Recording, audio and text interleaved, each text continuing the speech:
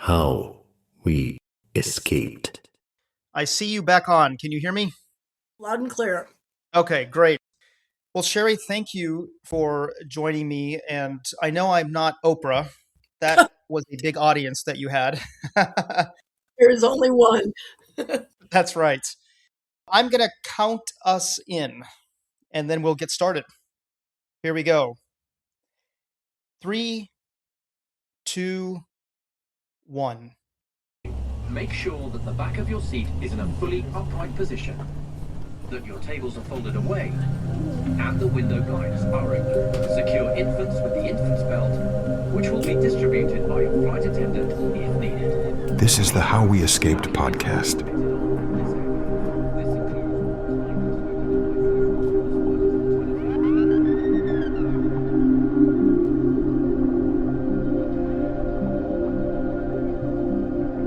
And now, here's your host, Rob Drake. Greetings, fellow sojourners. Welcome to the How We Escaped podcast, where we explore the stories of people who broke free from the impossible and embraced the unknown. Escape isn't just about running away. It's about courage, survival, and the human yearning to live free and to flourish. The views and opinions shared by our guests are their own and do not necessarily reflect those of the podcast or its humble host, me, Rob Drake. This podcast describes a traumatic in-flight tragedy and touches on themes of abuse and control and may contain strong language. Listener discretion is advised. As always, I want to get us to today's story as quickly as possible. Our guest today is Shari Peterson. She is the author of the book The View from 13F, which tells her incredible story of surviving a terrifying in-flight incident back in 1989, when the cargo door on the jet she was traveling on was ripped from its hinges and blew a gigantic hole in the side of the aircraft, very close to where she was sitting. Several rows of seats were blown out of the plane, resulting in the tragic deaths of 9 passengers. You can find Shari's book, The View from 13F, on Amazon. I have also put a link to it in the show's description for easy access. I read it on my Kindle, but you can also get the book sent to your house. You do not want to miss it. Shari, you are on the air. Thank you so much for joining us today. Hello, Rob. This is so great to talk to you. I cannot wait to discuss this book and answer your questions. Well, thank you, Shari. I have to admit that I picked up your book with trembling hands because I do a lot of flying, probably somewhere in the neighborhood of 100 to 150,000 miles a year. And I know that flying is statistically safer now than it ever has been before, but I still say my prayers every time the plane leaves the tarmac and comes back down because you never know. And I made the mistake of reading the chapters in your book on the in-flight incident right before I went to bed. And your description was so real and so heart-pounding that I kid you not, it took me several hours to fall asleep. And we're going to get to that part of the story. But first, I want to ask you about the morning of February 23rd, 1989. You are at Denver Stapleton International Airport, which that was the big airport in Denver, I think until the mid-90s. And you're standing at the gate, about to board your flight, and out of the blue, a friend appears and wants to tell you something. Tell us what happened. Oh, Rob, it's so interesting. My friend also is an airline employee, and she just came rolling down the tarmac prior to having all the screenings and stuff we do now. You know, you could just freely walk in and out of the airport. And she walked up and she grabbed my arm and she said, "I don't want you on this flight." And I'm looking at her, why? And she was very clear that she was disturbed. She said, I'm going to make arrangements for you to not fly on United. We're going to move you over to Continental. And she had the ability to do that based on her position within our industry, right? So I talked her out of it, and we were standing there talking to the gate agent, who was also a friend of ours. And I'm saying, but I'd have to pull my luggage and, it's just a big hassle for me. Not, it's fine. I'm just going to go. And she was really agitated about it and she couldn't explain why. And to this day, we talk about it. Why did that happen? She said, I don't know, but I had to go there and try and talk you out of it. At the time, did you think she was crazy? Oh, I always thought that. Crazier, maybe.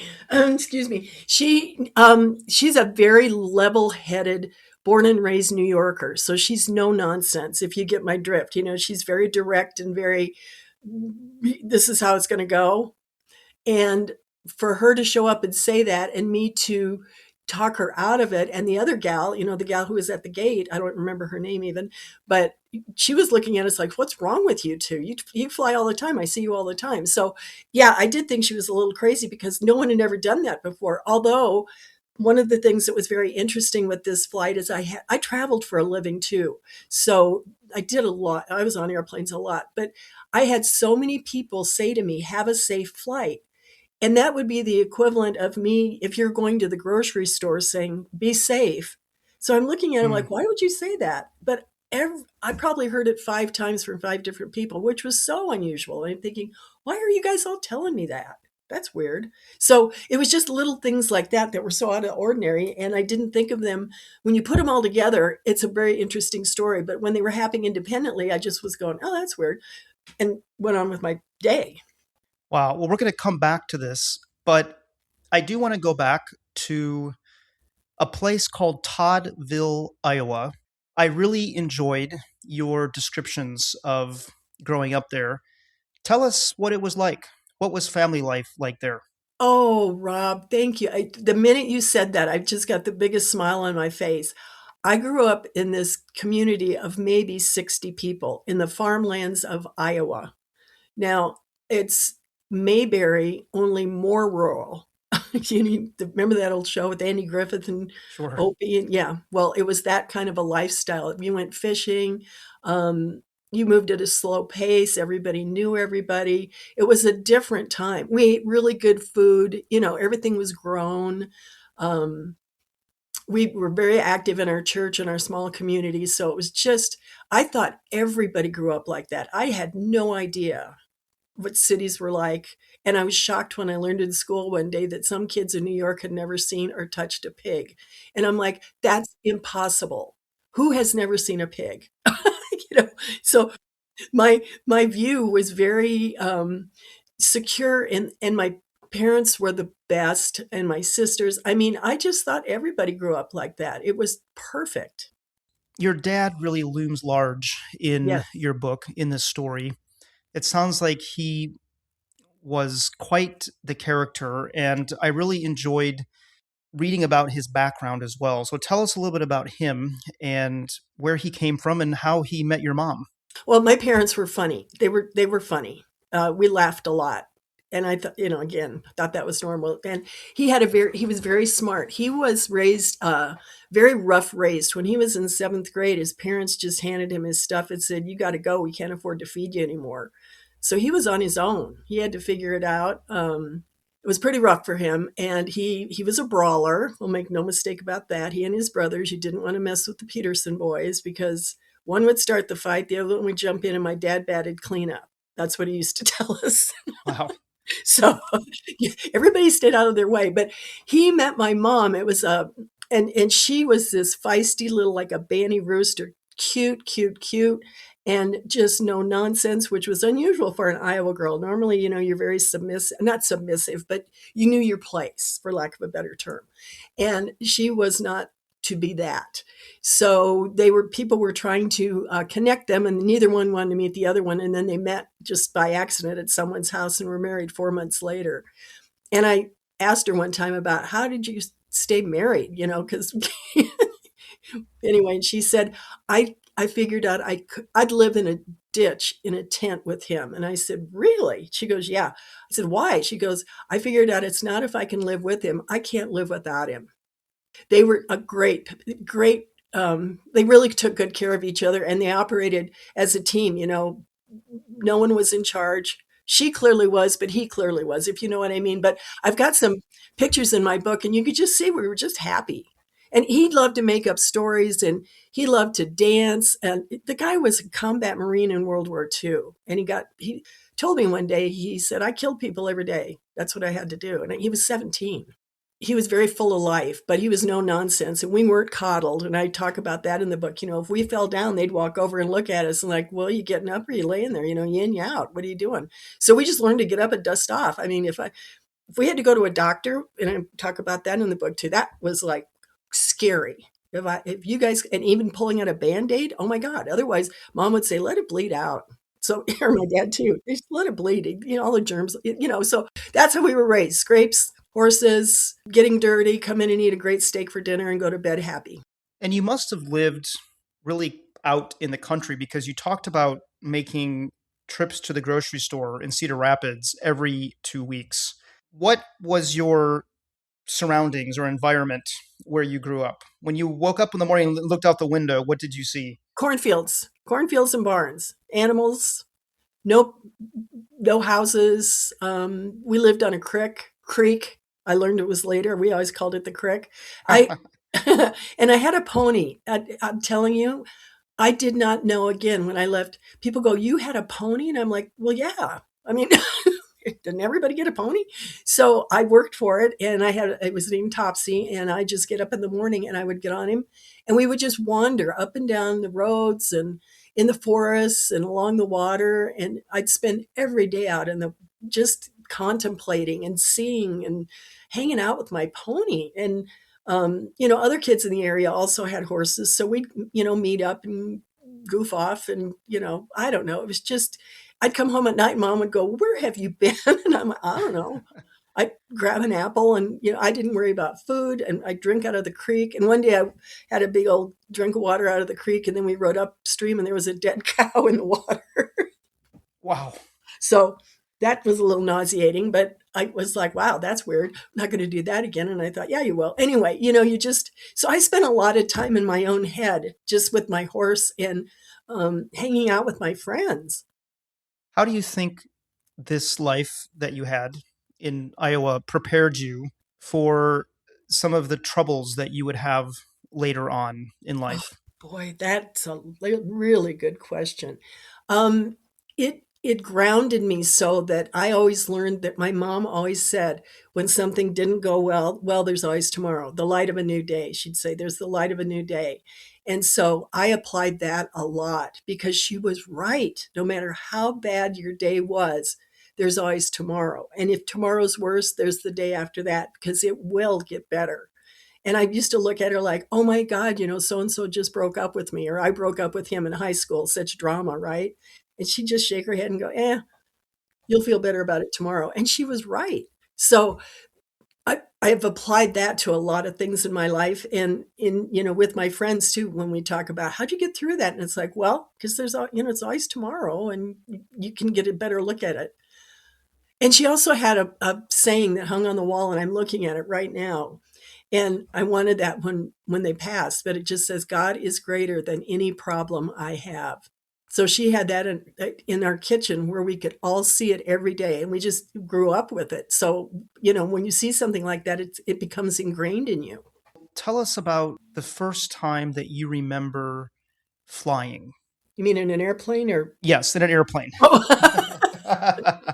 Or etherically. Or, I don't know, jumping off of the top of a tree or whatever. But flying, what was your first experiences with flying? Oh, thank you for asking that too. My uncle Bud, was a crop duster, and he was a character as well. He was an Army photographer in Europe during World War II. So he's kind of a daredevil. And he was a very dashing man, very smart, but he had a naughty streak, just like my parents. They just chuckle at stuff and roll their eyes and just giggle. My family giggled. Well, here's Uncle Bud. He lives in a more remote part of Iowa and is a crop duster. Now, you have to be half nuts to do that anyway, because you are flying a very small plane, very fast, very low, very high, and very, very precise. You make one mistake and you're done, right? So he was suited for that, and he had several airplanes, but he had them on his farm. So we'd go up and visit, and he'd go, hey, who wants to go up? Or today's a good day to go up. And I was like on his tail to get in that airplane and go flying. And I'm probably 5 or 6 years old. So the other kids, he would, fly low over, checking his herds or whatever, and I thought it was so great. And then one day I realized the dimensions of flight were not just going left and right or straight or back, we're going up and down. And I thought I had discovered the coolest thing ever. Who knew you could do that? So I started looking around going, I'm actually looking up. And anyway, it still just blew my mind when I was a kid. And one day he just shut off the plane while we were flying. I was probably 9 years old or so. And I remember looking at him and I didn't say anything. I just looked at him like, what the hell? What are we doing here? And he just started talking about, well, you got to prepare for things, don't just go up and do stuff. Always look around, you got to have a plan. You got to have, so like right now, what are we going to do? He said, we got to find another place to land. We can't go back to the farm. So we started looking and he's teaching me because I'm saying, well, how about the road? And he goes, no, can't get there because there's a big curve. And then we'll go right into the creek or whatever, and then that one's got too many power lines or there's trees over there. So he was giving me such a lesson in, kind of have a plan, but also make sure it's going to work. And so when we finally agreed on something, I don't remember what it was, but we agreed that made good sense. He could land there safely. We could get out of the plane, blah, blah, blah. We had this whole conversation. And then he just leans over and turns the plane back on. So we got back. I remember we got back to the farm and, he landed and we get out. And I just remember him looking at me and grinning and shaking his head up and down like, you're okay, kid. At some point in your later teenage years, as you're approaching adulthood, he offers to make you a crop duster, right? Yes. Well, when I was graduating high school, there were, what are you going to do when you grow up? And he approached me and said, I would like to talk to you about taking over my business, and we went in length, about what it would look like, crop dusting in the summer and the chemicals and getting work. And then what do you do in the winter and maintaining the aircraft and, all the things. So he was very serious about me taking over his business. In fact, right now I'm looking at his baseball hat that says Guy's Air Spraying, Terrell, Iowa, that I wore. And that was, 60 years ago. So we talked about it and I didn't do it. And I've been a frustrated pilot ever since. And one of the reasons I worked for the airlines for so long, I just love getting on airplanes and going places. So were there any women crop dusters in the 60s? No. So you might have been the first or one of the first. Oh, absolutely. If you had gone down that road. Absolutely. There were, back in that era, you were still wearing, dresses every day and it was very polite society. And I had an athletic scholarship to college, which was unheard of for women back then. There was very few for basketball and track. And there were very few colleges that offered scholarships, let alone to women. So to get one was a big deal. And I was so flattered about that. So I had an option to do air spraying, which is basically aerial flying, acrobatic, or go to college and, run track and play basketball, or I could move to Hawaii. Which amazed me. You have this idyllic life in Iowa, this very happy life, and pretty abruptly you decide to move about as far away from Iowa as you can possibly go within the U.S. And I didn't even know that when I got on the plane. You didn't have really a concept of how far Hawaii was from Iowa. No computers. I just knew it was off the coast of California.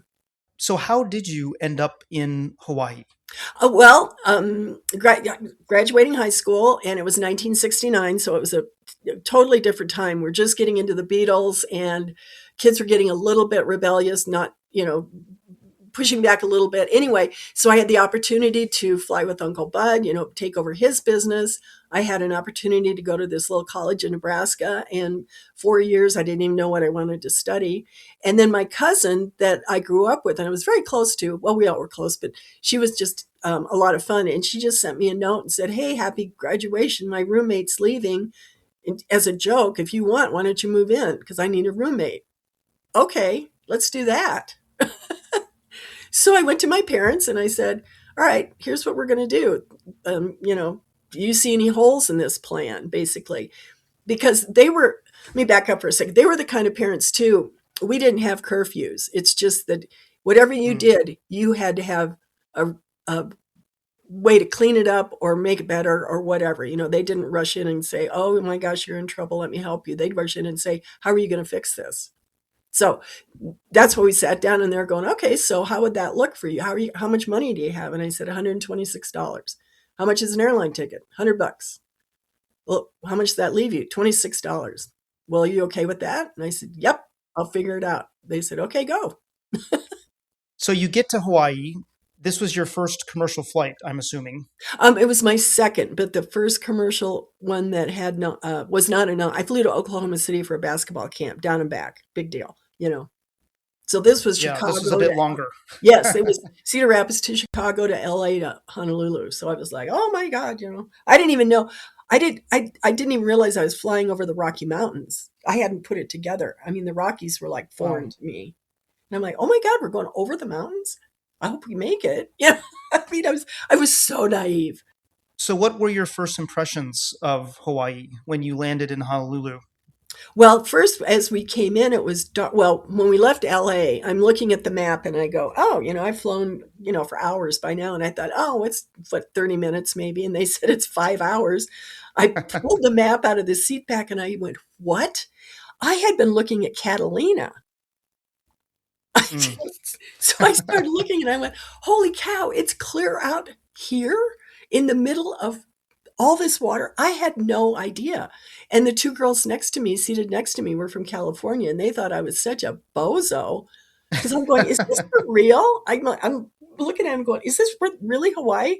And they're like, well, yeah, 5 hours. I was blown away. So here's the next surprise. We're coming in after flying for 5 hours and talking to those girls and their upbringing of Southern California, of unlimited needs. They were well off, which was not me and not the area I grew up in. And how they grew up, they raised themselves. It was amazing. I'm like, who are you people? But we're coming into Honolulu and I see all these lights. So I'm looking out the window and I said, what are all the lights? And they went, well, that's the city. Like, duh. And I went, Honolulu's a city? I had no idea. And I didn't even know, I knew nothing. So we get off the plane and I just stopped these guys that were hanging out at a corner and I said, hey, do you know this address? Can you take us there? And they went, sure. So we jumped in the car with them. Wow. I know. That was a different day. That's what I'm saying. It was such an interesting time and I took full advantage of, there was a lot of people growing up at the same time because it was just the late 60s, so early 70s. So it was just a great time. People were not hateful. They were just, let's roll. Let's do that. No, nobody said no, which is good and bad. But that's how I got there. And I didn't even know it was a city. I'd never been on an interstate in my life. Wow. Never. I mean, we all had dirt roads and there was a little, narrow highway from Toddville to Cedar Rapids. And, that was paved. Oh boy. And then the rest of the time we're on dirt roads. So I was like, why are these people driving so fast? And how many are there? And I mean, it was just everything was like, I was such a rube, looking around going, I didn't even know all this existed, let alone the ocean and the palm trees. And you moved in with your cousin. And yes. Did you already have a job lined up? What did you do in Hawaii? She was a legal secretary and I didn't have a job. I didn't even know what I was going to do. So I got there and I said, well, I guess I better get a newspaper and look at the want ads. So I did. And I found a job at Arthur Anderson, the accounting firm, in their filing office. And I was a file clerk. So that's back when you had files and everybody had paid. They'd give you stacks of papers and you had to put them in the files. That's what I did all day for 3 months. And then they said, well, we're letting you go because we're going to hire you and this other person go. We're hiring one person to do both your jobs. So I was devastated because getting fired, my God, that's worse. Nobody gets fired. So then I decided I was going to my roommate said, stop with the serious, do something fun. So I got a job at a hotel on Waikiki Beach. Well, which fun was that? I worked with 5 local boys. And again, growing up in Iowa, there was it shocks me how people have DEI and all this stuff going on. I'm just saying, because if you're in Iowa, if you were green and had 3 arms, they didn't care. Can you drive the tractor? I don't care, you know? So I went to work in this hotel, and I ended up working with these 5 guys, and we had a blast because we had keys to room, you know, places, and we could sneak away and just go sit on the balcony and watch Waikiki roll in and smoke a joint and then go back to work. So how long were you in Hawaii for? I went a little over 2 years. And my dad was a railroad engineer. So he was in a huge engine accident, you know, where 2 engines hit each other. It was huge. It was on the news. You know, it was one of those really big, ugly deals. And he survived it. But my mom called me, which you didn't make long distance calls back then because it was like $3, you know. So but when she called, I knew it had to be bad. And she said, your dad's been in a really bad accident. I need help. Can you come back? Oh, God, that was hard. Of course I'm going to come back. But I was like, I got to leave this and go back to Iowa? Okay. So anyway, and he survived. But he took the first hit when the engines collided. When you got back to Iowa and you went home, what kind of shape was he in? He surprisingly hit the floor or he would have been decapitated. So he had a broken arm and, you know, some crushed up ribs and upper body trauma, but he didn't lose any, you know, he fully recovered, but it took a while. So you're back in Iowa for about a year. Yes. And then you end up in Florida. Mm-hmm.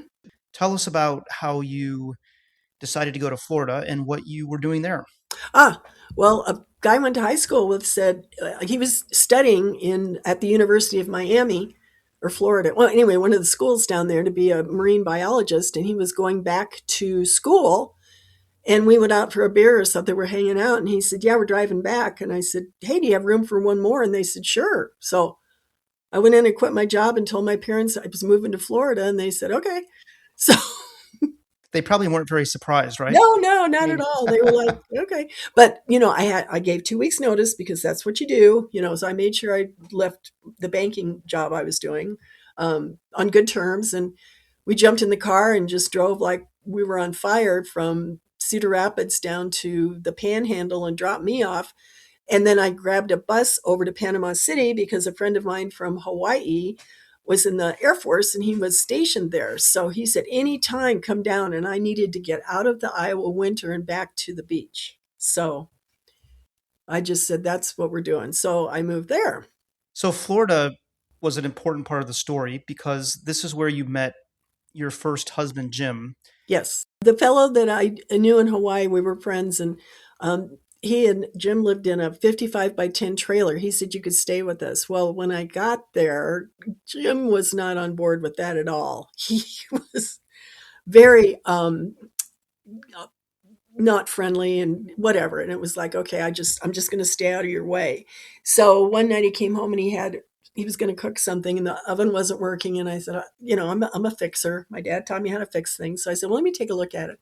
Well, by the end of that, we started talking and he knew I wasn't evil and he was just not happy. And anyway, we ended up getting married and he was such a great guy. And then we moved out of Florida to Michigan and he got out of the military. And that's when things went south because he was very good in structure. And obviously I am not structure. So when we got out of the military where we could be ourselves, I saw him as more like me and he was seeing me more like him and that didn't work. So we started driving to California and our van broke down in Denver and I am still here, as is he, but not in the same house. So, and that's a true story with the population in Denver has the largest population of more seniors because so many people's vans broke down in the 70s. They couldn't get over the Rockies, so they stayed in Denver. Fact. Wow, that is a fascinating fact. I have never heard that before. So is that really how you ended up in Denver? Did Yes. you didn't have family there or Nope. a community or that's how you got there? Yeah, we broke down. Wow. And we had to find ways, you know, we had to figure out how to fix it. So we didn't have any money. We were considered homeless. You know, we were living in the van, had 2 German Shepherds and had to figure out how to feed them. So Was this around the time that you started working for the airlines? Yes. Well, I worked in a very um, exclusive real estate building company. I don't know how I got that job, but I was in the executive offices, and boy, was that interesting. Anyway, and then I got divorced, and I decided I need to find a way to get to the ocean quick and cheap. And I thought, well, I'll just work for the airlines. Like you could just do that, right? And went down and interviewed, and I got the job, and that's where I met the gal that asked me not to go on the flight. That she was the first person I met, and this was, gosh, 1975. That's how long we've known each other. What were you doing for the airlines? Oh, well, the first one I worked for was a small commuter, which means we flew like Denver to Kearney, Nebraska to, very small places. And then we fed the Uniteds and the Frontiers and the American Airlines. And I worked for in the executive office for the president and the vice president, executive vice president, and did the Pass Bureau, which is the tickets for airline employees to travel free on other airlines. So that was kind of a big job. In fact, the executive vice president, we're still friends. I just had dinner with him the other night. So when I make a friend, I make a friend. But they're great people. Anyway, I worked in that commuter for a while. And then Frontier started a spinoff. They wanted a carrier that was bigger than Frontier called Frontier Horizon. And we flew to Tampa and Chicago and New York and LA. And there were 7 cities, but I got hired. I was the 30th person hired. And then I was the HR manager. So I hired all of the other people except for pilots and management. So I was in those cities at least once a month, all of them. So I was traveling a lot. And it was back when, because of my job, I needed to be on other airlines because their schedules were better. Well, they gave certain levels of tiers of people these credit cards that I just walk up to Continental and hand them that credit card. And it said, you get free travel, and typically in first class, because back then there was no mileage. So if you were in first class, you had to pay for it. And so it was quite often empty. So airline employees, we just got used to flying up front. And then they started the mileage programs where people could, use their miles and get it. Anyway, that's another whole story. But so we would just jump on a plane and go to Mexico for a couple, have lunch and come back or something. And it was also available to my parents. Well, my dad thought that was the coolest thing ever. So he would fly out from Des Moines to Denver, have lunch with us because it would land at 11:30. We'd go to lunch and then he'd fly home. And he loved that. So one day he decided to go on down to Florida. He came back, went back to Cedar Rapids and got Mom, and then they went down and watched some missile launch or something.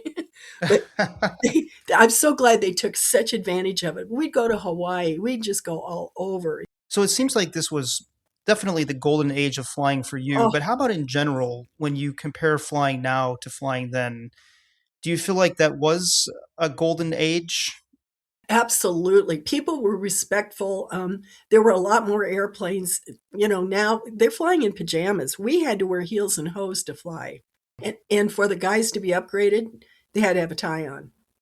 You wore a tie in first class. Yeah. What were some other things that were different about flying back then?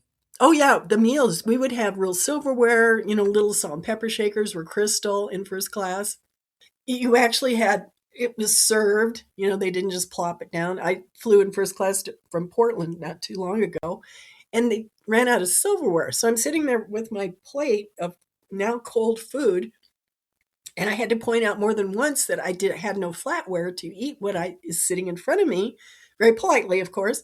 And finally, they brought me some like wooden flatware, and you take a couple bites and it would just splinter. And I'm like, this is not first class. Good God. What happened to you people?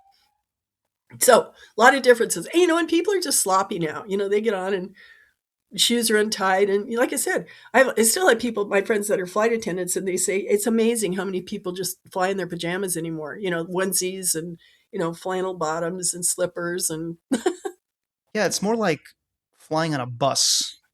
Perfect. That's it. Yep. Well, let's fast forward a bit to February of 1989. By this time, what were you doing? I think you had a different job. Yes. the airlines, if I wanted to continue in the airlines, I was going to have to leave Denver, and I didn't want to do that. I had an opportunity with People Express, which was in Atlanta, and I commuted for a very short time, and it was not fun. So I just said, I got to do something else. And I found a job within a large local travel agency that was kind of the king of the hill, for lack of a better term. It seems I always get if I'm in an industry, I end up with the top place, and I love that. So we handled the Denver Broncos, we handled Arthur Anderson, which was a huge account, Newmont Mining, they were flying all over. And we had a large, very large, like Bankers Life and Philadelphia Life, there's a insurance companies, there's a holding company over them. And they were our clients. So we flew their insurance agents to all these conventions, and then we'd go and actually work the conventions. And that's how I got to Australia.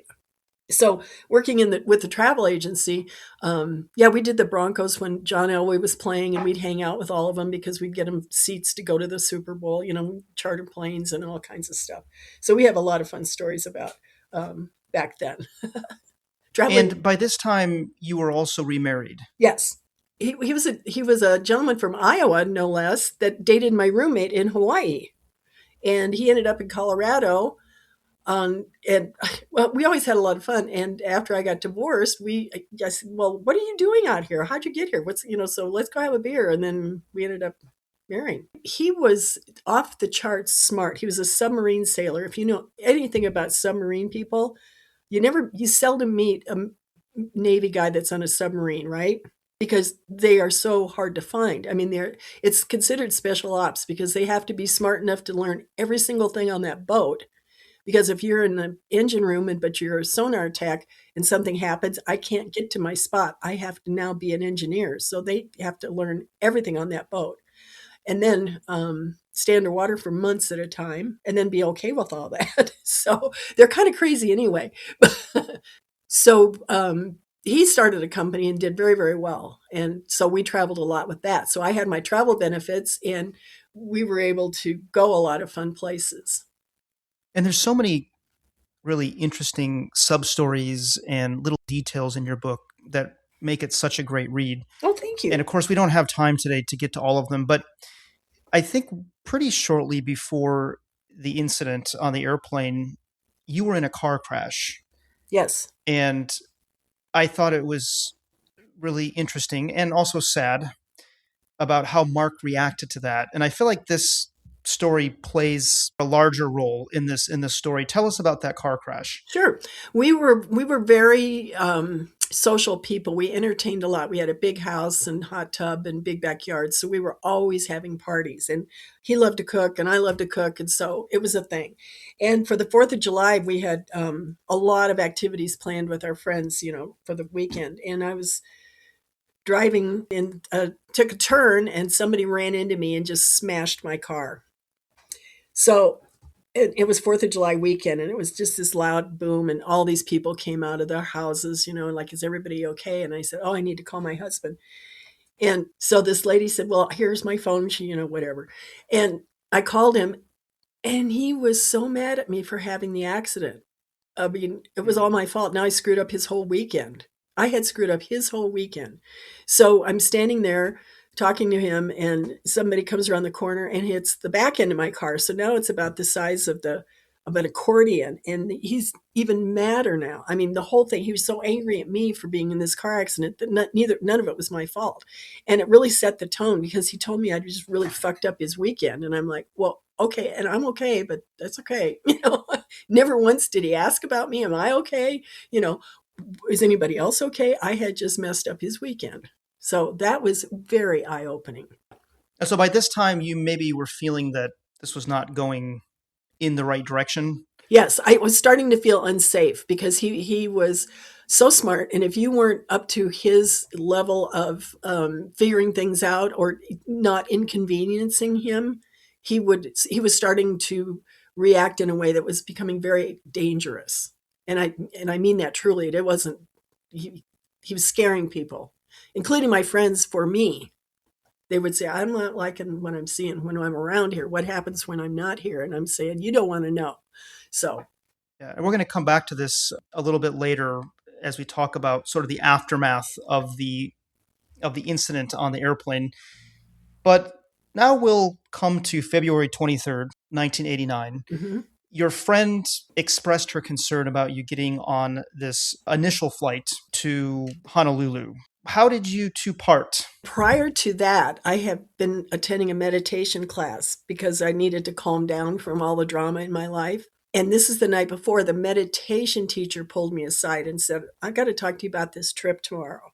And said, you're going to have a very stressful trip, but you're going to be happy to be home. And she's looking me straight in the eye when she said that. And I looked at her and I said, you are so wrong. I'm going to be gone for 2 weeks, whatever. And I'm not going to have to deal with what I'm dealing with at home. So I think you're wrong. And she just said, okay.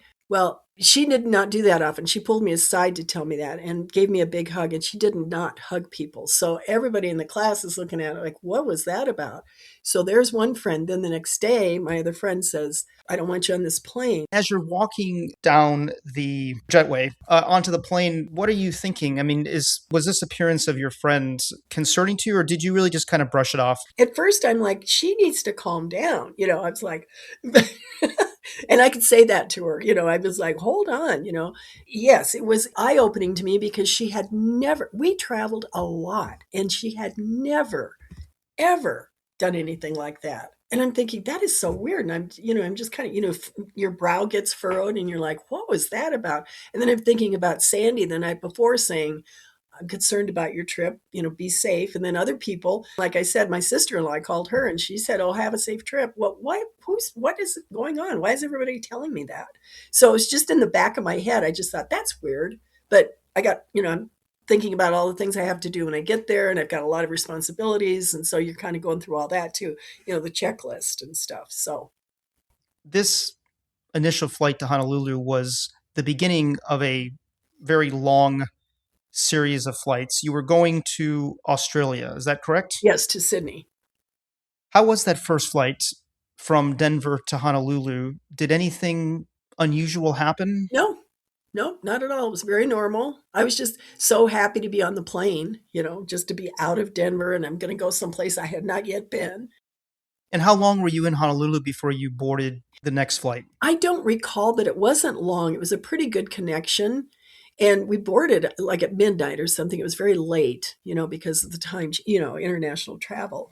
And of course, they boarded me last because I'm an airline employee. So they board all the paying passengers, and then the seats that are left over, they give to the people that are flying, non-rev, we called it. So I'm waiting to see if where I'm going to be seated. I knew I'd get a seat because the flight wasn't full. And they upgraded me. And I still have the boarding pass, but they had, put a flight on there back when they read them, you wrote them out, or a seat on there. And I got on the plane and there was a gentleman in my seat. Well, I have to be careful. I'm an airline employee, so you have to be, gracious about this. And I said, oh, excuse me, I'm sorry, but I think you're in my seat. And he was all settled in, very distinguished. He looked like a doctor or lawyer. I remember he had on a red sweater, but it was a very nice red sweater. And he's all settled in. He had his cocktail and he was talking to his seatmate and had a book out, or, he'd definitely been in the seat for a little bit. He said, I'm not moving. And I was like, oh, okay. All right. And the flight attendant knew I was a non-rev. So she's going, with the finger, like, wrap it up, find a seat, sit anywhere, just sit down. You've got to push back. Okay. So, yeah, and this is something that would never happen today because the systems are computerized. Exactly. You're not going to have duplicate tickets. But I imagine this is something that happened more frequently back in the 80s. Yes, back in the day. Absolutely. Because it was human. I mean, we had just gotten computers for the airlines pretty much, So, yeah. And she could see that there was a seat mix up, and it wasn't a big deal at all because that happened a lot. They're human. They're in a rush. They're trying to get people on the plane. So the flight attendant, who I now know is May, she said, just sit anywhere. And I'm okay. So I plopped down in 13F. So you sit down, you settle in, and at this point, very early on, just as you're sitting down, does anything feel different or anything feel strange, or does it just feel like it's going to be a normal flight? I was just happy to have an aisle seat. And now I have no one behind me. I'm in 13, so it's the bulkhead. And on the other side of that is the galley. So there's nobody behind me. 2 people to my left, the aisle, me, a husband, their 6-year-old child, the wife, pregnant wife, aisle, and 2 people on the other side. So that was our row. So everything's normal in terms of the pre-flight, the pre-flight, I guess you could say commotion. They do the safety checks Right. and they make the announcements. Yes. You get out to the runway Yes. and the plane takes off. Yeah. Tell us what happens next. Well, we're leaving Honolulu, and just as we're climbing out, I'm sitting there, and a young man comes over and whispers in my ear, "Tighten your seatbelt. You're in for the ride of your life." And I immediately turned around and looked because nobody should be up. Nobody is up. We're climbing. You have to be seated. So who's up and who's telling me that? And I turn and look, and there's not a person standing there. There's nobody. Everybody, I look all the way back to the end of that 747. There is nobody. Nobody. To this day, do you think, was this a real person on board, No, or was this something else? absolutely something else. There was no way because and again, having flown as much as you have, when you just take off and you're climbing, nobody's up. Right. Nobody. They're all strapped in, Flight including crew is the strapped in. Yeah, that's a dangerous staff. climb. Yeah, they need to be secure. And again, I hired flight attendants, so I know that was not a crew instruction. First of all, who's going to say that? And if it's a flight crew member, they would make an announcement. And who the hell knows it's going to be the flight of my life? I mean, it was just everything about it just went down my spine, and my brain exploded. And I was like, what the? What did the voice sound like? A young man, probably 18 to 20-ish.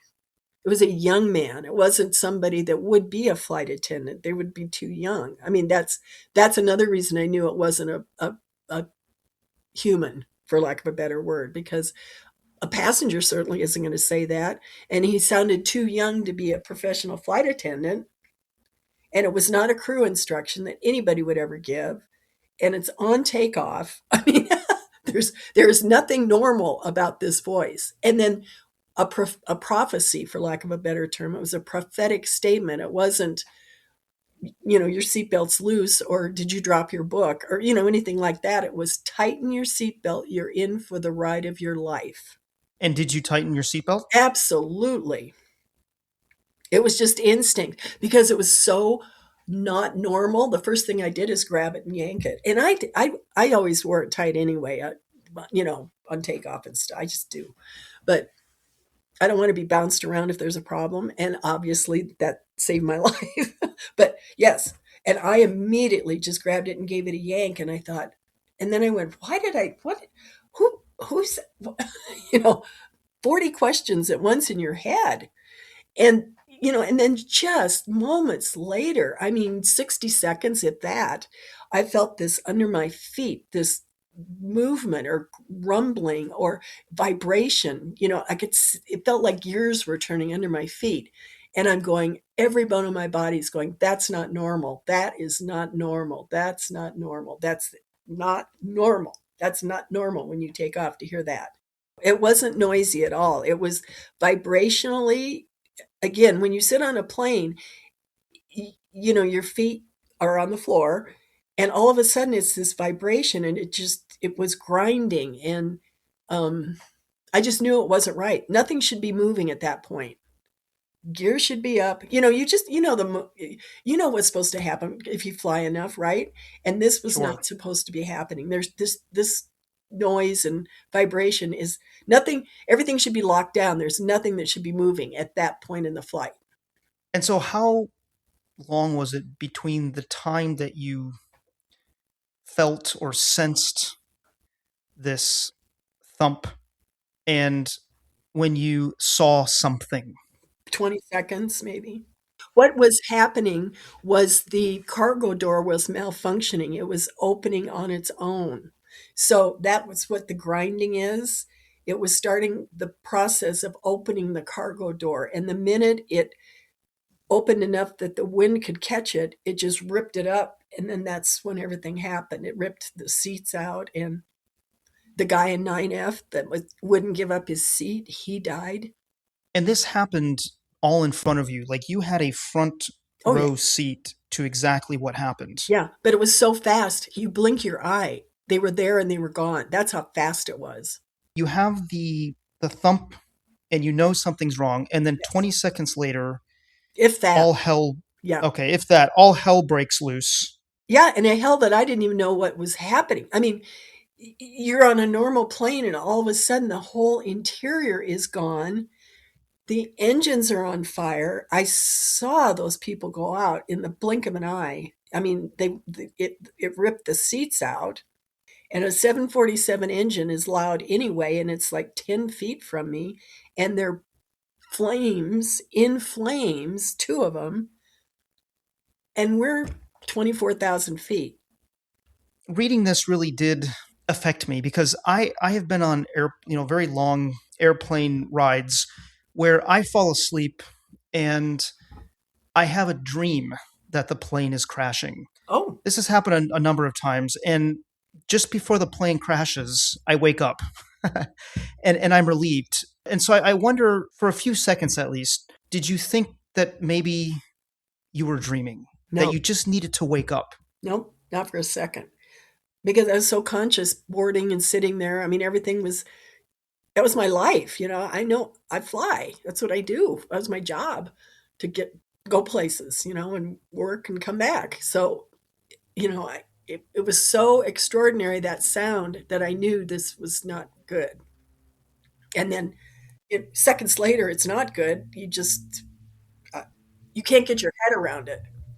The people who were in front of you who were sucked out of the plane, Yes. do you think that they even knew Nope. what was happening? Nope. No time. Because seriously, if you're sitting there, when you just blinked your eyes, it went from normal to chaos in that amount of time. So they blinked and they were dead. I mean, they didn't even know they were dead. And, they found evidence of people in the engines. The opportunity to try and sort it out was gone. There was no opportunity to say what's going on, but that's all you could think about. What just happened? What's happening? You went from a normal flight, you blink your eye and you open them up and the whole plane's gone, it's on fire, and we're now just bouncing like you can't imagine, because the vibration of the engines, and of course the the flight deck crew, they have no idea what's going on, because their instrument panels showed no problems. There was no indicator light that there was a cargo door issue or that it had opened. So they didn't even know what was going on. So one of the flight crew members, I think it was the first officer, or the engineer, came down the stairs, the spiral staircase in the first class section of the 747, and I could see him, and because there's no lights, there's no oxygen, it's the whole interior is gone. He stopped at the bottom of the stairs, and the look on his face, he took 1 second and then running upstairs. They didn't know what had happened, so he came down and saw that. So at least we knew. I mean, of course, nobody can talk, but I thought, oh my God, at least we have a flight crew, because I didn't know if it was like a Lockerbie, which had just happened, or it was a basketball size hole, by the way, which is tiny, and it blew the whole front of the 747 up. The flight deck disappeared from the rest of the cabin. How we escaped. Hi, Rob Drake here. Do you have a story of escape to share with us on the How We Escaped podcast? We'd love to hear your story and to consider airing it on our show. You can contact us right now by heading over to howweescaped.com and filling out our contact form. That's howweescaped.com. You can also reach out to us on Facebook, YouTube, or Instagram.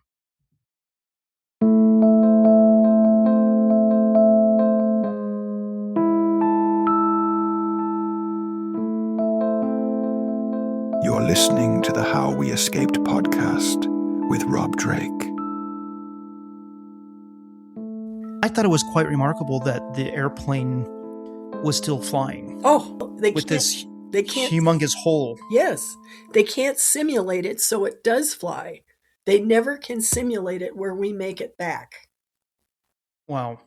Is it fair to say that anything or anybody that wasn't tied down into the airplane was sucked out in that initial Yes. decompression event? Yes. So this crew member that came down to look at what had happened, do you remember? I mean, were they hanging on to something? How were they even able to move about to Well, look at? at that point, the suction from the decompression was done. It's instant. And then it's just wind coming in. So it was that initial event that sucked everything out. Right. And then Right. now the airplane is completely depressurized. Correct. So now it's all incoming wind at 600 miles an hour it's in my book, but hundreds of miles an hour wind at 60 below temperature or whatever it was. It was just ridiculous. And you're in shock. So when he came down the stairs, he was hanging on to the railing and stuff. And it was 1:00 in the morning. So we could only see, the only light we had in there was the moon, and all the wires, when they would hit, they would spark. But we didn't know what had happened. So every time we saw a spark, I thought, oh shit, that's it. That's the one that's going to kill us, because we didn't know if it was a bomb. That was, of course, the first thought. It had to be a bomb.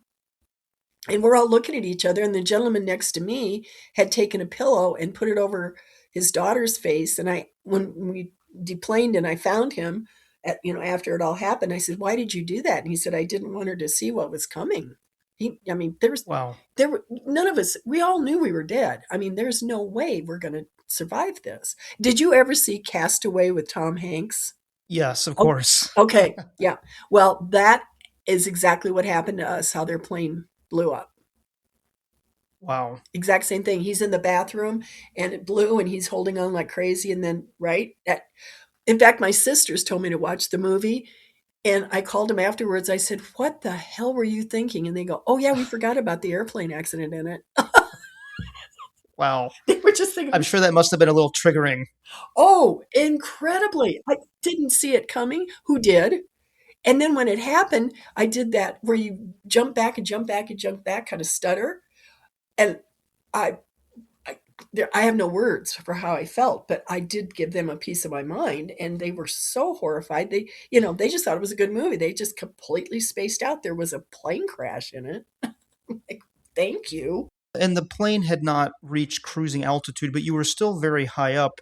Did this have some sort of effect on your brain, like the way that you were thinking with the lack of oxygen, or were you not high enough for that? Oh, that's a really good question. No, it did not affect us in our thought processes. The flight crew was struggling to get oxygen. They had to have the portable ones with the mask. They, put it in and hold it to their face, and they didn't have enough of them, which has since been corrected. There's now oxygen for every crew member, as I understand. But they didn't even know what had happened, and they were injured. There were a lot of injured flight crew. There was a gentleman right behind us, and he was an Australian paratrooper commander. He actually took photos of this, and they're in the book. But during the incident, he kept his wits about him because he figured that if anyone ever found his camera, he wanted to have it documented so maybe they could see. And he told me later he knew it wasn't an explosion, quote, by the signature of the hole. Because he was a expert at blowing things up. So he said he couldn't figure out why his left arm wasn't holding the camera, and he looked down and it was hanging there backwards because it had gotten broken from debris going by. So it broke his elbow. So Wow. he picked his arm up and stuck it in the front of his pants and his belt to get it out of the aisle, and then was taking pictures with his right hand only. Yeah. So it was also incredibly cold. Do you remember feeling the cold, or were you just in shock? Yes, yes to both. In shock, but it was so cold. I've never been so cold in my life. And the wind was so fast coming in. It was just circumstances that you can't recreate. I mean, it was just too much. And the airplane was still flying level, or did the airplane change its course or its altitude quickly after this happened? That's a really good question. Of course, they declared a Mayday and they were going around a thundercloud. So, we didn't take off and go straight up a climb. They took off and then they were circling around this cloud, to avoid the turbulence there, which probably saved our life. And I talked with Captain Cronin after this happened, and he's since passed, but Captain David Cronin, it was his last flight. He was retiring. How about that? Wow. Yeah. What a way to go out. Yeah, exactly. He said that same, and he was a fighter pilot in the military. So, you want to have a guy like that at the top. But he said they just didn't know what to do. So, I mean, where's the instruct? You don't train for that as much as, you do a flat tire or, losing an engine, but you're not, the side of the airplane is still intact. So he said they just turned it around and they were trying to figure out what to do because they were fully loaded with fuel. So they were heavy. They have structural damage that's just ridiculous. They down to 2 engines that they know of. They can't see what's going on. I mean, there's just so many things that were not looking good for us. Again, they can't recreate it. They can't put those circumstances in a computer and we get back. So he had to be careful too because he needed to come down a little bit because we can't breathe, but yet he could never regain altitude. So he had to figure out, I don't want to fall out of the sky before I hit the island, and then when I come in, yeah, he had a lot to sort out in a very short time. So that's why he sent the crew member down to see what was going on because they're like, why are we vibrating? What's going on? They couldn't figure it because again, what he told me was according to their control panel, nothing was wrong. There was no cargo door open. But why are the engines on fire? Where'd the engines go? Then they saw them on fire. Yeah. They're just trying to put together what happened before they could come up with a plan of how do we handle it. So I've often wondered, this is sort of a macabre topic or question, but people who are in plane crashes that result in the whole plane being destroyed and everybody dying, what are the thoughts that go through people's heads as they are headed down? And I don't know why I think about this. Maybe it's because, again, I fly so much and maybe I have too much time to think about these things, but what was going through your head at the time, knowing very well that you were probably about to die? I have talked to a lot of people who have lost people in accidents where no one survived, and they've asked me the same question. So I thank you for asking because I think this is what's so extraordinary about this whole thing to me is I closed my eyes and I thought, oh my God, this is it. My family is going to mourn and go, oh my God, what a horrible way to die. And the minute I thought that, and I did not put this in the book because I wasn't prepared to write about it at the time I wrote the book, but now I can talk about it. I closed my eyes and all of a sudden, all that noise and cacophony of just chaos went quiet. And in my mind's eye, I saw just endless beings, just endless. As far as you could turn your head, it went endless, like on clouds. And all I could hear around my ears is, we got you, we got you, we got you. All these voices. Oh. We got you.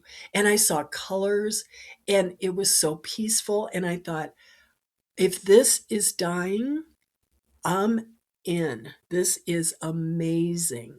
And that's when I realized, this is so beautiful and so peaceful and so not what the earth part of this experience was.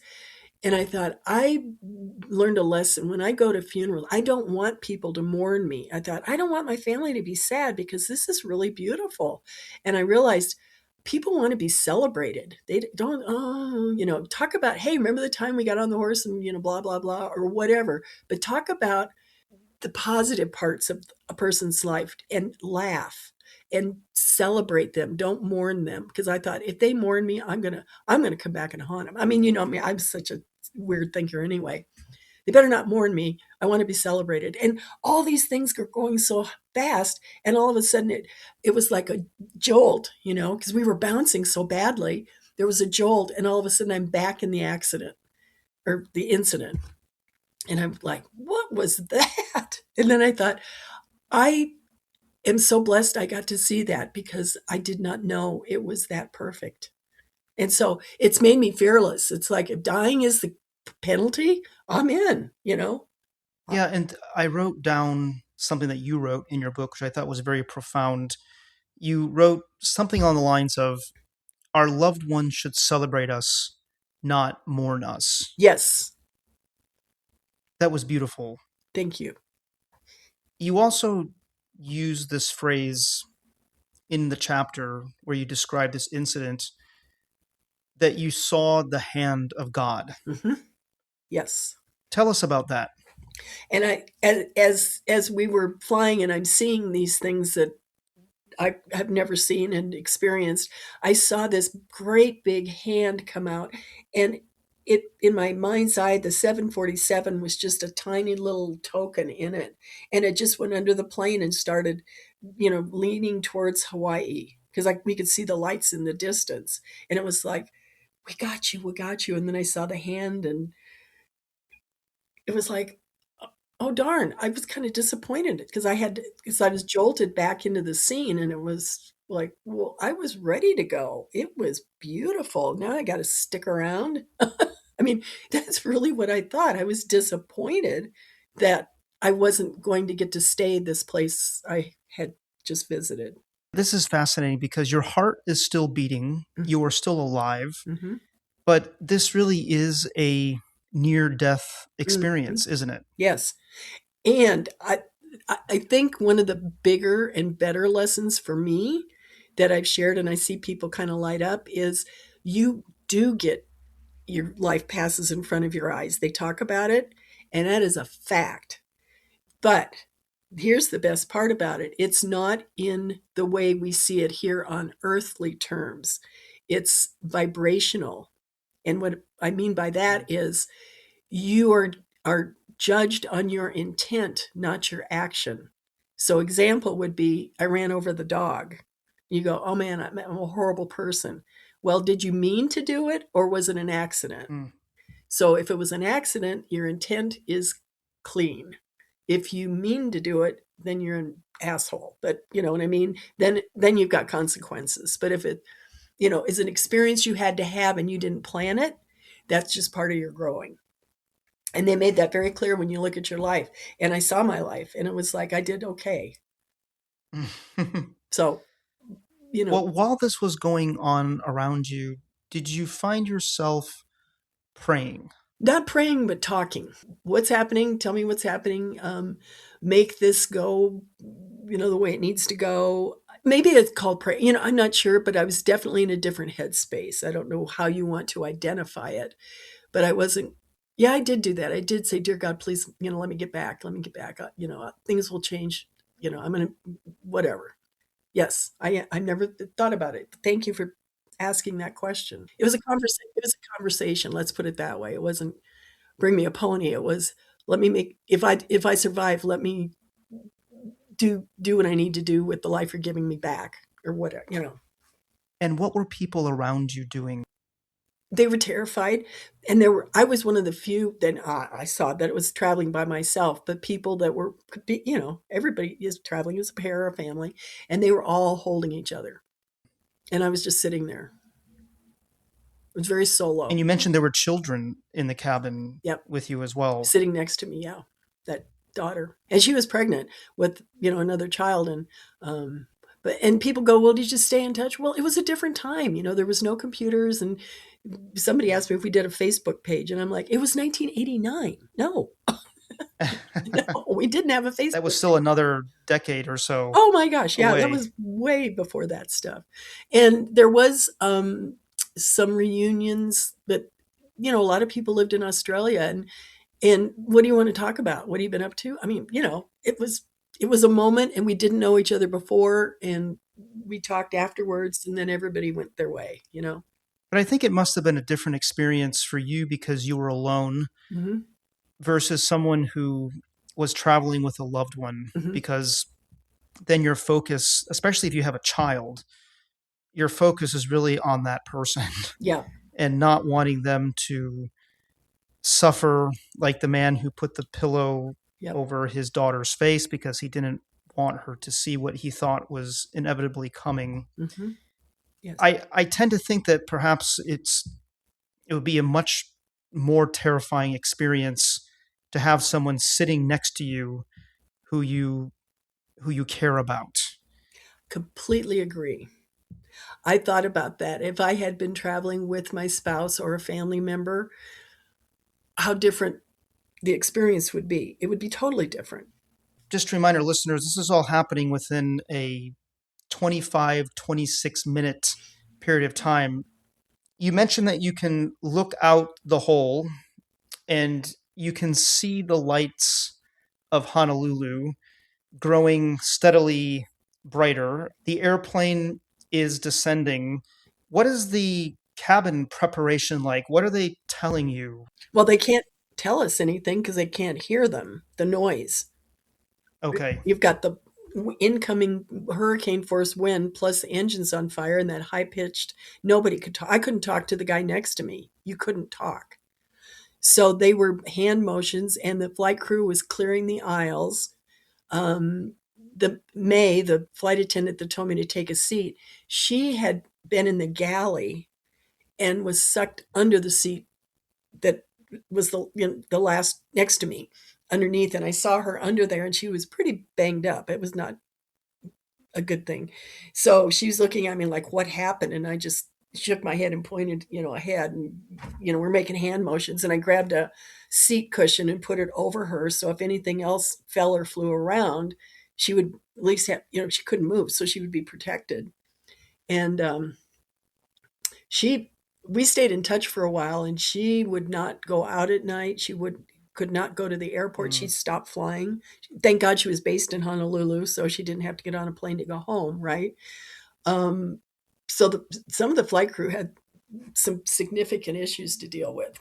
And, they've changed some of the rules about, as I understand it anyway, and I'm sure there are flight crew members that know way more than I do about this, but how to handle some of the things that happened. They didn't have enough oxygen, and, there was just different things, but hopefully this kind of situation never happens again, because they actually knew, they being the industry, knew there was a cargo door issue, and they had a directive to get it corrected. They had 30 days to correct it. United hadn't gotten around to it yet, and it was only a $3,000 fix. Wow. So the pilots couldn't communicate with the passengers because of the noise of the wind, the hurricane force winds.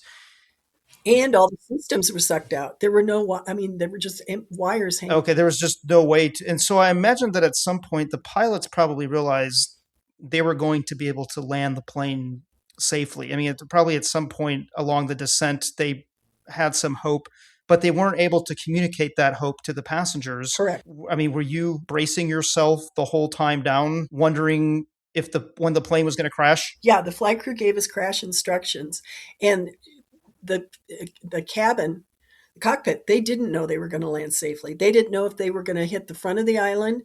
They didn't know if they had brakes. So when if they hit too far in the landing, were they going to be able to stop at the end of the runway? They didn't know any of that. I mean, it was a complete fly by the seat of your pants. So if they lost any altitude, they had no way to gain it. So they had to figure out. And then when they landed with the significant structural damage, is it just going to break up on the runway?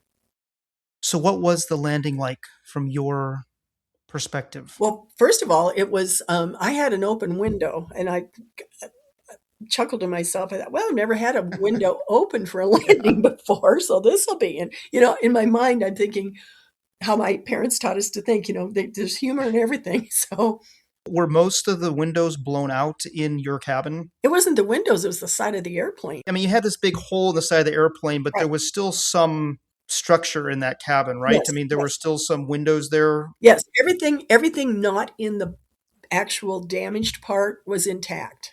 It was just like someone just shot a shotgun through the airplane and hit that one spot, just damage in that one spot. But it also took out the interior in that area. In fact, there were people in the very back of the airplane that didn't even know what was going on. They didn't know. Don't ask me. I don't know anything else about that except I talked to them, and they're like, why did we land? What happened? And then they deplaned and saw when we went down the chutes and everything, they saw the hole. They were like, what? because they had no idea. Wow. The 747s, they're gigantic Yes. airplanes. Yeah. So I suppose I could imagine that someone in a cabin farther back In the very might back. not have been affected, except for you feel like the whole plane would have been affected by the decompression. Yeah, that's what I thought. I thought, how did you not know? And of course, there's nobody talking because the system was blown out. So they just had no idea. And they're buckled in and it's bumpy. And that's what they told me because I talked to a couple people and they were just shocked when they saw the hole. But Which that was a blessing for those people. Oh, yes. Because they didn't have to live those 26 minutes of absolute terror. Ignorance was bliss. They just knew we were turning around and what's happening. And well, so when we were coming into land, I'm thinking this is the last thing I'm going to see because there's no way we're going to land safely. I mean, it's impossible. We're going to break up on landing. It's inevitable, right?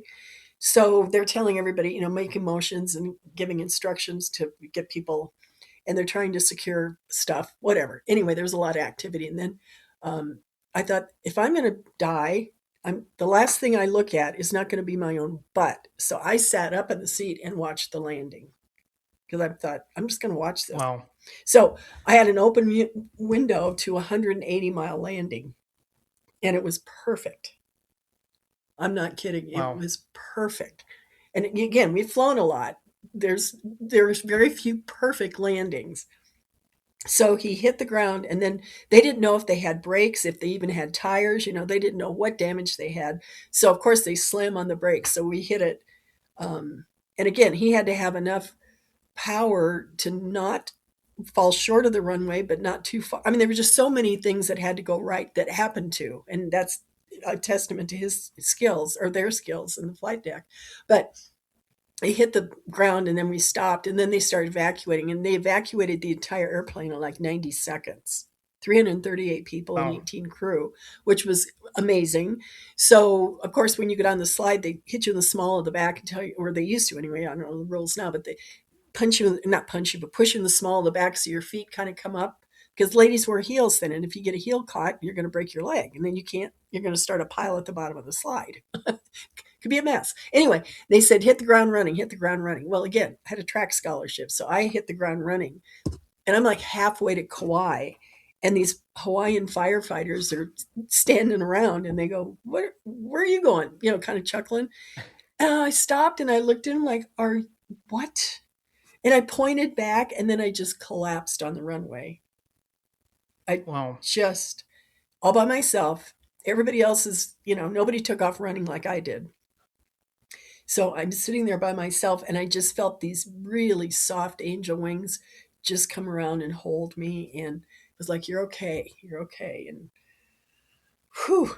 And then I came back, and then I could hear the firefighters walking over and talking to me and saying, are you okay? What do you need? And they helped me up, and we walked back. And so now I think we kind of come to the, as I recall, the beginning of your book, the first chapter where you talk about you've found yourself in a lounge, I think. Yes, the red carpet at the airport in Honolulu. It sounds like they separated the passengers, like the first class passengers from the economy passengers. So you were sort of in a different area. Yes, but it wasn't based on the class of flying. It was the location to the damage. They wanted to isolate us to talk to us over and over again about it. It sounds like there was a bit of an interrogation that took place after this event. Oh, there was an intense interrogation. 2 sets of FBI. They had just had the Lockerbie thing happen. And it was possible, I suppose, that if this had been some sort of terrorist incident, the suspect was on board the plane. I mean, it could have been someone in your cabin. Yep. So they separated us to, and I'm sure, I don't know what happened to the other people, but they took us to this place and we got to meet a bunch of FBI people, and then they left, and another group immediately came in with pretty much the same questions. I don't know if they were trying to trick us up or see if we remembered something new, or I don't know what their strategy was, but all I could say was, did you smell anything? Did you see anything? Was anybody acting funny? I mean, those kind of questions over and over. And, let's go over this again. So when you boarded, what happened? Was anybody acting funny?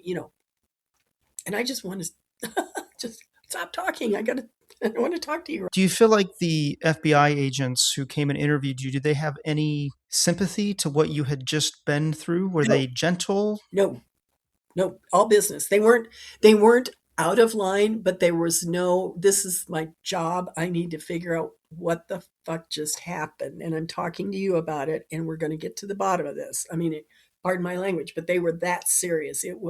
This is laser focused. There was no, now, before we went in there, the airline people, and when we were on the tarmac, they were going, do you need medications? Are you injured? Do you need, glasses? Do you need to get to a hospital? Do we need to find your spouse? They were asking a lot of questions while they were getting people off the tarmac. But once they decided who was near the thing and who was in the back, then they took those of us that were privy to the incident, and we got drilled. I wanted to ask you about when you finally had the chance to go to a payphone. Oh, yes. And call your husband. I think he was still your husband at the time. Yes, we were. And tell him what happened. What was his reaction? Well, they took us to the front of the line, and this was payphones, and you had to put a quarter in, and it was a long distance call, so it was kind of a big deal. But somebody handed me a quarter because my purse was gone, and I had in my right hand, I had to take my left hand and hold it from shaking to get the quarter to go in the slot. That's how traumatized I was still, just shaking everywhere. And he was like, what do you want? When he picked up the phone, I was like, well, my plane just crashed and people around me died. And he's like, okay. And I said, so I'm going to hang up now and let somebody call somebody who gives a shit, and hung up on him. And I had never done that, never talked to him like that before. And I was like, done. Were you kind of thinking like, okay, this is really done? Yep. That's when I closed the book. Even if you didn't know if I'm calling you in the middle, it was 5:00 in the morning in Denver, and he was up because he went to work really early. But if I'm calling you at 5 a.m, and I travel all the time and I don't normally do that, wouldn't the first thing you say, like, are you okay? What's going on? Instead of, what do you want? What do you want? Yeah, but that's why I thought the story about the car crash was quite instructive, because I think it foreshadowed this situation, what his reaction was going to be. So sadly, I'm not surprised. Yes. Was there a point later on where he did show more sympathy, or at least acted surprised about this? He was a complicated individual. When I came back, there was a lot of celebrating and love from a lot of people that met me at the airport and at our house and all that. And he fit into that. He didn't create any drama. But after that was over, it was back to normal pretty much, which was not normal, but yeah. Yeah. So there was a brief moment. Yeah. He was concerned, and, there was a lot of changes that need to be made, and he wasn't willing to make any of them. So I was the one that needed to change. And it was like, yeah, that's not going to work. So Shari, one of the craziest parts of this story for me comes after this incident. A day later, you decide to get back on an airplane and fly to Australia. I was so shocked. How did you make that decision? I knew I didn't want to go. I had to get on a plane, and I thought, if I stay in Hawaii, I'll never leave, because I loved living there, and it would be a great escape for me to say, I'm not leaving Hawaii. I'm going to get a divorce from here. I'm just going to stay here and live the rest of my life, which was one of my first thoughts. Then I thought, you were taught to get back on the horse, which is one of the biggest questions I'm asked. Why did you get on that airplane and go on? It's the way I was raised. And people go, what is that? So I explain it in some detail. But I thought, it's my job, and I'm going to do it. I have to get on a plane and go one direction. I'm going to go on. And my boss was he's still my friend. I love that guy. But he was like, I can send someone else. I said, Randy, I'm halfway there.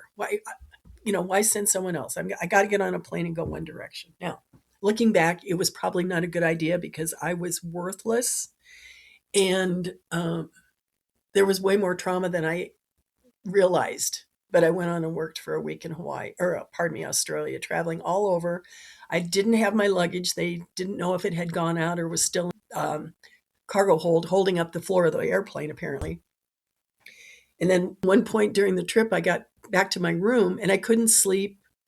Oh, it was horrible. I had to have a light on, and I understood later that I had a high level of PTSD, which I kept saying I did not, but apparently I did, and I can recognize that.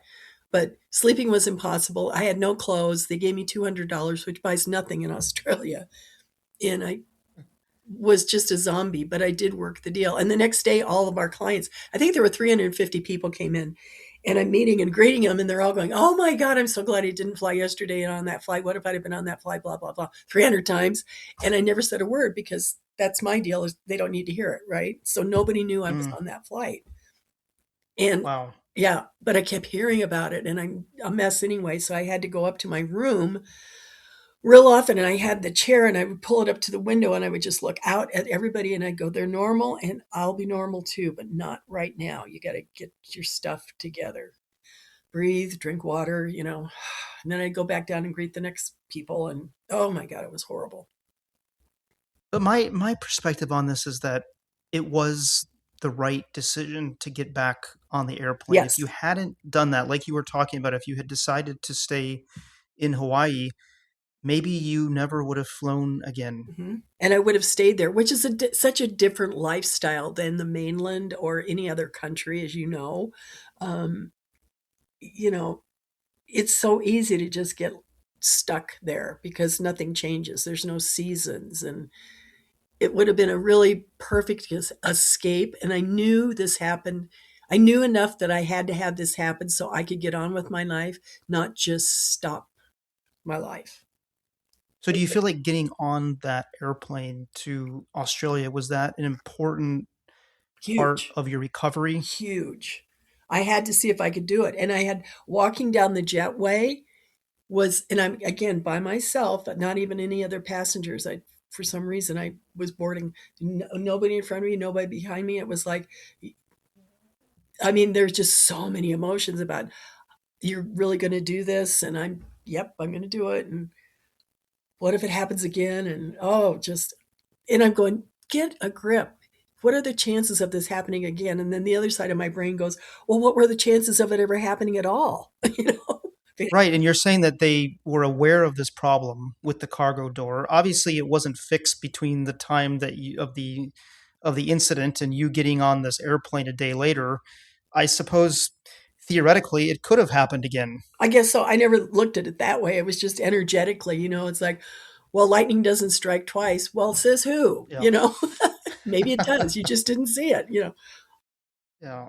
So they put you on the same model Yes. of airplane, a Uh-huh. 747, and you said the same seats. Yes. And there were 6 of us. That it was full on the way out, which I think was 30 some people. I forget the capacity, but there were 6 of us, and they put us all in the same seats. And we all looked at each other and went, "Oh no, we're not doing that." So we all gathered in the middle and sat together. And it was back when you had those screens on the up ahead saying, "Here's your altitude, here's your speed," all that stuff, so we could all see it. So the flight crew that was on was they were so nervous. They were overcompensating to make sure we were okay. I finally, before we even took off, I picture her to this day. I know exactly what she looks like. I grabbed her arm. I took her arm and I pulled her in and I said, "Listen, I know what you're trying to do, but you're making us more nervous. Just pretend like it's a normal flight. We're just, you're not, And she was like, "Thank you. We didn't, we were kind of nervous too." And it's like, you're good, but don't treat us normal. Stop hovering. Are you okay? What do you need? What do you need? We haven't even left the gate yet. It's like, stop it.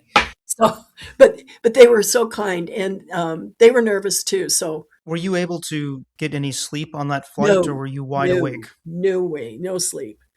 I just couldn't close my eyes, and if I tried, they'd bounce. They would just pop open. So I didn't sleep for days. I couldn't, and I couldn't have a dark. And I would imagine that any little sound or any little thing that seemed a little bit off must have been nerve-wracking for you. Yep, because you could tell. I mean, we were just all. So we spent a lot of time talking about how we grew up. And, there were people, I think most of them were Australian or New Zealanders.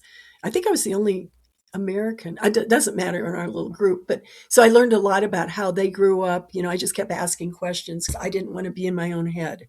Was there an opportunity for you that week in Australia to rest No. and to process? Mm-mm. Nope, I was working. We were 24. I mean, get up. I had to be up early in the morning because first make sure breakfast goes okay and then get everybody on their tours and answer questions. And then we always had dinners and then make sure everybody's tucked in and then go try and sleep. And I couldn't. Then the next morning do the same thing. And then we'd pack up and go on. We were going to another location because we were going up and down the coast. And it was taking people on tours. Somebody wants to go out to see the bridge or the opera house or, shopping. So it was a lot of activity and I just could not sleep. I was a mess when I came back. I mean, I just had to, I couldn't close my eyes. They would just pop open. I couldn't be in the dark. Yeah. And I think this is such a remarkable tie-in to what we talked about in your childhood. This is how your parents raised you to get up and keep on going. And my dad, I miss him so much. He and I just were buddies. He told me one time, he looked at me and he goes, you know what? Don't ever expect anybody to take care of you.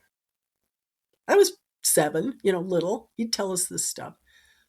I go, okay. And I even wrote in my book, it served me well. And I thanked him because I never was going, well, who's going to take care of me now that I'm all scared? It's like, no, figure it out. So I thought about him a lot during this. What would he do? How would he handle this? Because he, like I said, he was raised rough and he figured stuff out. And I thought, I'm his daughter. I got to dust off and get up and keep moving. And I couldn't have done it any other way. There's no way in my body I could have thrown in the towel and said, I'm just going to go home and you figure it out. Well, you had a very long flight back to Denver. And were you expecting all of the media attention and fanfare that you encountered when you got back? No. So it was a 15-hour nonstop from Sydney to LA, which was new back then. It was, like the new thing, the long hauls. And it was brutal. And we took off, and after about 45 minutes, they adjusted the engines back to more of a, cruising speed and stuff. And I grabbed the flight attendant who was walking by, and I said, "What's happening? What's wrong?" And she's looking at me like, "Are you okay?" And I'm like, "No, I'm not okay." So we stepped into the galley, and she talked to me for a while. But I just knew we were having some mechanical 45 minutes out of us, and I thought, "Oh shit, here we go again. I can't do this twice." So she talked to me, but no, I had no idea whatsoever that the news channels would be there. And so we stopped in LA, and it was so nice. It was early morning, and I just stood there and listened to the American accents and got my feet on American soil. And it was like, oh, now I only have 2.5 hours or whatever back to Denver. And then when I could see the commotion at the end of the jetway with all the cameras, and film people, and, they had big lights, and I thought, oh gosh, somebody famous must be on the flight. We're coming out of LA. Is there a big movie or, and I come up the jetway and I'm trying to step around him. And then everybody goes, there she is. And so I'm looking, there's who? And I turn around, there's somebody in my face with a microphone. And I went, oh my God, me? Were you happy to see them, the media there? I had no feelings either way. I didn't care. I was to the point I had no give a hoot meter, It's like I'm operating on fumes. So I didn't care. And then, of course, we went to the house, and my family had put together an enormous party. Everybody we knew was there practically, and the house was packed. And then the film crews came over too. And they were all in the lower level where the pool table and everything was in the bar and having a hoot. And everybody was just partying, and all the people I loved was there. It was so much fun. But again, I am so exhausted at this point. But it was just great to see everybody, including my friend who told me not to go. And she pulled me aside and we talked. She said, I told you. I was going to say that was probably one of the biggest told you so's Yes. in history. We still talk about it. We do. Oh. Yeah. I know that one of the questions our listeners will have, because I definitely had it, and you briefly talk about this in your book, but what did the airline, United Airlines, do for you in terms of compensation? Well, that was a different time too. We had to get an attorney, and I think believe it or not, he was an aircraft aviation accident attorney who is in Denver, who was on the flight, and we became friends. Wow. Yeah. What are the chances? In fact, when we were on the tarmac, this man comes over and picks me up and twirls me around and goes, "Yay, we made it!" And then runs off. And it turns out it was him. But he handled a lot of the cases, and there were laws in place, and I don't know if they still are, but there was a limit of how much you can claim for damages for an accident if you're domestic versus international. And since the ticket was initiated domestically, it fell under the domestic, so it was a $75,000 payout, and he took 20 or 25%. And it's like, I told him, I said, why? I mean, you can't argue. I was there. I mean, you can't say he wasn't there and it didn't happen. Pretty easy to solve that one. But whatever, I didn't care. It wasn't about the money. It was just whatever. And they never admitted liability. They had to be careful, you know. So my friends that worked for United, because I worked for that travel agency, and we were their biggest United people in Colorado or the Midwest, whatever. And the VP came to me and he said, "I can't do this, but I'm going to. You get free travel for life, first class, you and a person. Just call me. I will get you on a flight." So I took advantage of that for a while. Then he retired and it went away. And I carefully called and said, "Did he make any arrangements for me?" And they said, "No, we don't know anything about it." So it wasn't for life, but that's all they did. And he went outside his boundaries to do that because they couldn't do that. It would admit liability. So they couldn't. So he just did that for me. Well, as we start heading towards the end of the interview here, Yeah. I wanted to ask about the recovery process for you and what you had to do in order to move on from this. And I suppose you can never completely move on from it. I mean, it's always going to be there in your memory. But just tell us about what you've done over the years to deal with this traumatic incident. Oh, that's another really good question. It changed a lot of things I do and how I think about things, not only because of the incident, but I've taken more control of my own life instead of allowing people to run it for me. And that's in a way, how do you say it? I don't even know how to say it. It's just, I reclaimed myself. And I went to see The Lion King, right? When it first came out, I was in Cherry Creek in Denver here, and there was this movie marquee, and I just felt compelled. I knew nothing about the movie. It was cartoon. I didn't know anything about it. I thought, I'm just going to go in there and watch that. Why? Again, guidance from somewhere else. I sat there and watched The Lion King, and I cried because it was exactly what I was going through. I was developing stages of development, becoming more aware, reclaim yourself. I mean, that movie, I can quote it. I've probably seen it 100 times. I taught a class on it for a while because it was so significant about the growth. So I could choose to stay stuck and, oh, poor me, I was in an airplane accident. And now this is who I am. Or I could say, you know what? It motivated me to make some changes and just live my life differently, more in control of it instead of more active than reactive. And it served me. It has served me. I mean, it really is a really good thing that happened. It was very traumatic, but sometimes we need big wake up calls because you're not listening. And I've learned that, when you get a nudge, look at it. Don't go, not now, which is what I was doing. And my nudge was regarding my marriage because I firmly believe I would have been dead if I'd have stayed with him. But that's all I'm going to say about that. It would not have gone well. And I would not have survived it for real. So there were a lot of, I've become aware of more things and I'm more in tune with a lot of things and I live happier. And I know I really know that tomorrow is a better day. I want to tease our listeners a little bit and just tell them that if they want to read about a couple of cancer scares, a carbon monoxide leak, and also a scam that you briefly touch upon in your book, all very interesting part of your story, I would highly recommend that you go out and get Shari's book. Just an absolute wonderful read. Thank you. Why did you decide to write the book? I had so many people asking me to, please write about it, please write about it. And it was brutal. I mean, writing things, and there's a lot of things that aren't in there, too, but and I'm actually surprised it was so well received. And I have more people contact me about chapter 20, the ending, about how it changed their lives. They hadn't thought about life that way. It gave them a new way. And I read it, and I'm asking my husband and my mother-in-law to read it. I hear that a lot, or some people close to them. It's like they need to hear this. This is helpful. It helped me.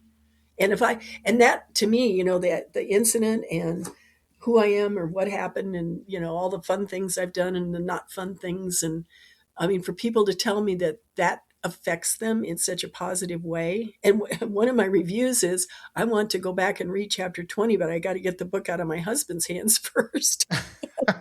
So I am getting, the kind of, I didn't know if anybody would even buy it. It's like, I just have to get it off my chest. So, and I didn't know Oprah would be interested, or, all these other people. I was very scared, not scared, but I was just gun shy of like, you want to talk to me? Because I was told all those years by my ex, I was too stupid to be alive, basically. Nobody wants to talk to you. You're too stupid. He told me that all the time to keep me quiet. We're going to go to this party, because we did a lot of entertaining and stuff, and, at a level that he liked. And he'd say, just get a drink and don't say anything. Nobody wants to hear what you have to say. So writing the book was finally me reclaiming and going, well, maybe somebody does. And then I wrote it and went, oh, nobody's going to want to listen to this. So it's been very helpful for me. And your comments. Well, I thought that you did a great job of taking this tragedy and really turning it into something to help other people. And I was just going over chapter 20 again today, where you talk a lot about slowing down and living in the moment, living in the present. Mm-hmm. And there was another phrase in there that I thought was really profound. You talked about how we don't always have to know the answers. Mm-hmm. Sometimes the questions are more important. Mm-hmm. Do you think about United 811 every time you fly still? Mm-hmm. Yes. And it's just and it's not the same thought every time. It's not a uniform thought. It's and I ask for it. I don't even quite know how to say it, but it's like, if there's a lesson to be learned today, like there was on 8/11, make it a little clearer and a little less deadly. Okay, that's my prayer. Let's do this, but let's have some ground rules this time, okay? Well, Shari, how can our listeners learn more about you and your story? Because even in these 2 hours that we spent together here, there's plenty more. How would you recommend that they learn more? Well, the book is on Amazon, and I also have a website. It's ShariPetersonAuthor.com, and it's all one word, no punctuation, and Shari is SHARI, and then PETERSON, author.com. And it's just some information, and you can also order the book on there, and I can sign it for you. And I'm always available for talks with groups. I've been all over the country. I worked for the Osmond family for a while, which was really fun, or with them, Merrill Osmond, and traveled quite a bit with them, and some other people that offered some significant platforms over the 20 years it's been, or whatever, the decades. But so I love to talk about it. And I never know what we're going to talk about until I get there, because I just see who I say, what am I supposed to say today? And then I always get people to come up and say, I needed to hear that. So it's been a real blessing for me, and I get to meet a lot of fun people, but it's tough talking about it. Like I said, I just did a group yesterday, and I walked out of there going, "Ooh, I got to take a walk around the block here for a minute," because it's still very emotional for me. Well, Shari, I want to thank you so much for joining us in How We Escaped and for sharing this incredible story. I am grateful. Well, Rob, I appreciate your help in sharing the story. Everybody I talk to helps me, and I hope I help them in some way. So, and your listeners, thank you. Go out and get her book. It's called The View from 13F. And I would also encourage you, like she just talked about, to visit her website, ShariPetersonAuthor.com. That's Peterson with an O. Wherever you are listening, please don't forget to subscribe to our podcast. Our next story is dropping soon, and you will not want to miss it. Maya Angelou once said, "I can be changed by what happens to me, but I refuse to be reduced by it." Until we meet again, I'm Rob Drake. Yellowbye.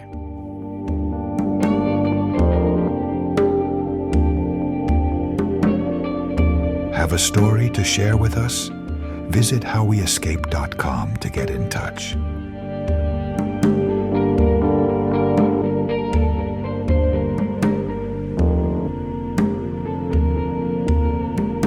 How we escaped. Which will be distributed by your flight attendant if needed. Please note that smoking is not permitted on board this aircraft. This includes